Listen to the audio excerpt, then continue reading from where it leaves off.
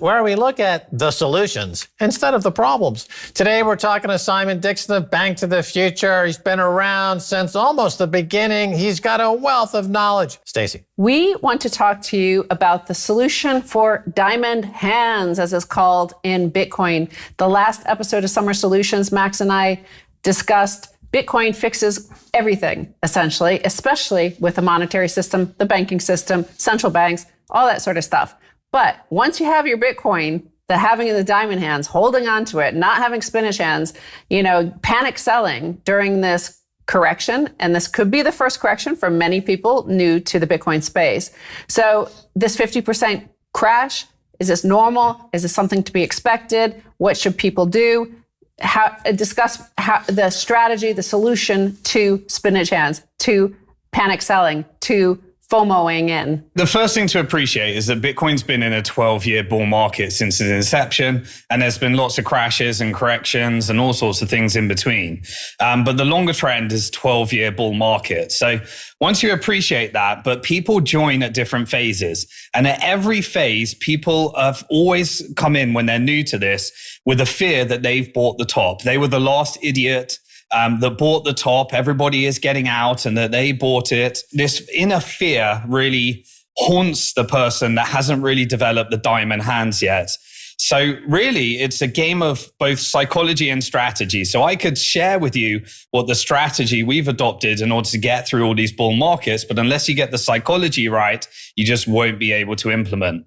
And the psychology is that when we're in the bull market, you're in Bitcoin thinking, and Bitcoin thinking is about understanding the supply and demand dynamics of Bitcoin. Bitcoin thinking is it's 21 million. There's never going to be any more. It's that people can own their own money. It's people can spend their own money. It's that everybody needs Bitcoin to combat this melting ice cube and combat inflation, and everything's good and the price is going up and you're seeing your paper wealth increase. You start planning this wealth effect. You start feeling more intelligent than everybody that was telling you it's a scam, it's a Ponzi scheme. It's a currency just for drug dealers.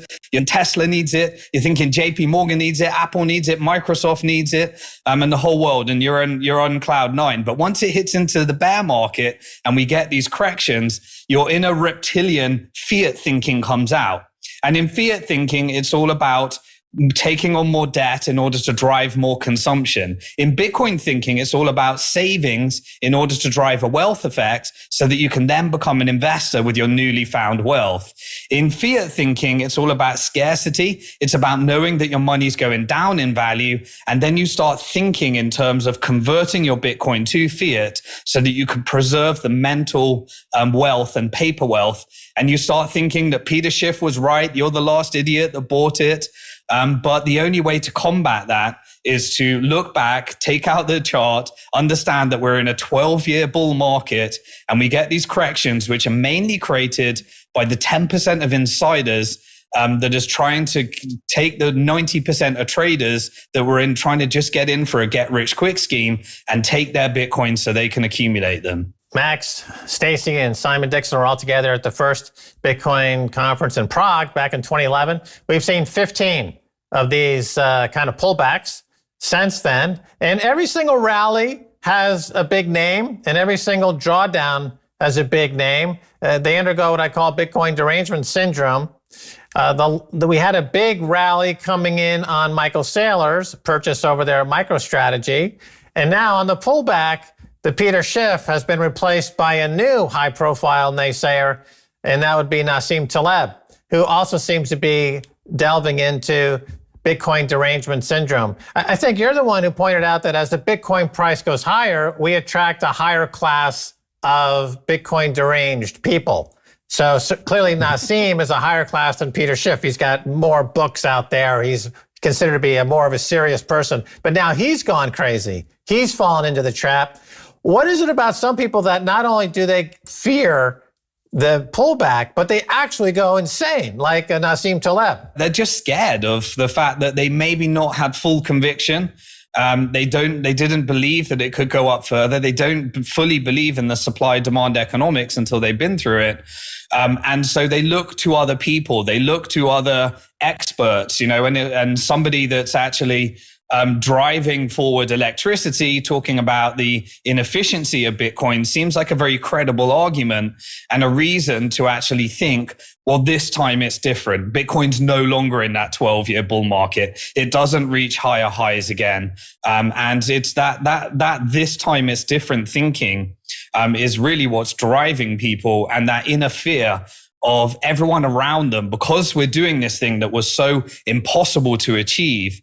The thought of creating a financial system outside of the financial system, the thought of actually being able to create something that combats this unfixable financial system, it brings in that inner fear that it was crazy all along and it was never going to happen.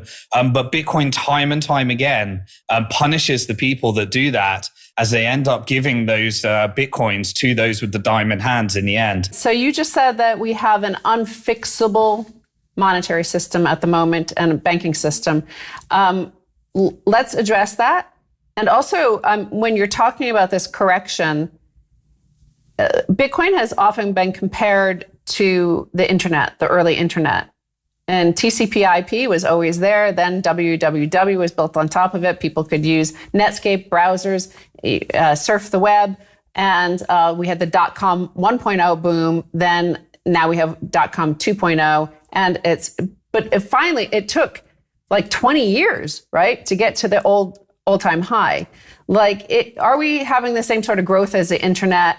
And is this a new paradigm like the internet was, in terms of all your models are broken? We can compare Bitcoin in terms of just purely looking at the charts to something like Amazon if you want. Amazon has 90% market corrections, but Amazon's a stock that nobody should have sold. Just like Bitcoin is the financial hedge that nobody should be selling unless you haven't done a few things. And one of those is many people, because Bitcoin is also a unit of account and medium of exchange, if it chooses to be, because you can spend it, people actually don't make that separation between their spending money and their savings. So when you're thinking about your spending money, you're thinking about what they can buy. And so volatility is really bad when your goods are priced in something, your mortgage is priced in one currency, and you're trying to buy it with another currency, and you see that deplete away. So one of the first things to learn there is the separation. You wouldn't use your Amazon stock in order to make purchases, but with Bitcoin you can. So it's a very unique asset class in that sense. And so therefore you have to use slightly different strategies. But yeah, Bitcoin being a protocol and a hedge against a monetary system that actually I talk about unfixable, but there is a solution to the existing financial system.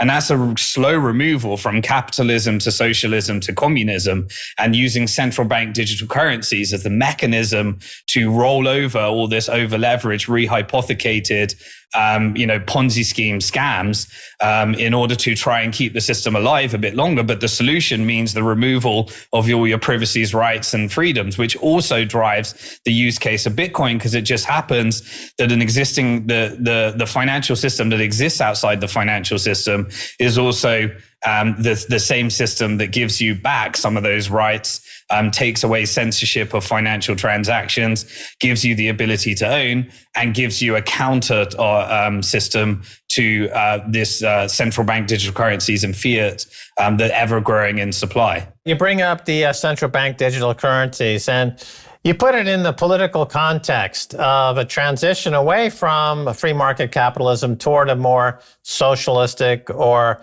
communist type model, which of course would mean centralization. And the powers that be are panicking into a centralized banking system, even more so, using central bank digital currencies. I think you were one of the very first to talk about this. And then you mentioned, and this is now happening, how the banks will get bypassed. And these digital currencies from the central banks will be handed out directly in the form, you could call it IMF or universal basic income. But essentially, you're describing this not as a savior, but as essentially a slippery, I guess you could call it the road to serfdom.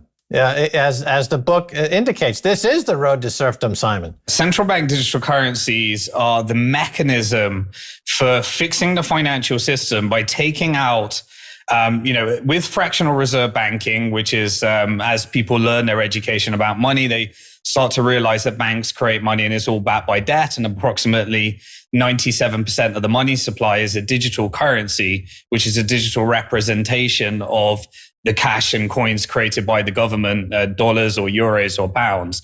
And central bank digital currencies is a mechanism for removing banks from money creation. So at the moment, when you take out a loan, a new digital currency or new units of that digital currency is created by some digital dollar deposits in your bank account, and it's backed by debt. But because the debt is so now over leveraged, the solution to that is a movement towards centralization, where you can let the bank go bust, but you just issue the digital currency directly from the central bank, and you allow financial technology companies and banks to build on top of these central bank digital currencies. While it is a deleveraging and it is a solution, it comes with the removal of free market capitalism, comes with the removal of all those things that a currency that's at least one step removed from governments being created. And it moves us towards an algorithmic, artificial intelligence-led, completely centralized central bank digital currency that is used to enforce government agendas, fiscal agendas. If you're not spending your money in the correct way, then there'll be, algorithmic penalties on that. It will be automated tax collection. It will be multiple governments that are all looking to get their piece of digital transactions occurring in multiple jurisdictions. It will be connecting your passport to your central bank digital currency. The gateway drug is free money, helicopter money, universal basic income. Replacing your deposits at a bank when a bank is going insolvent or bust.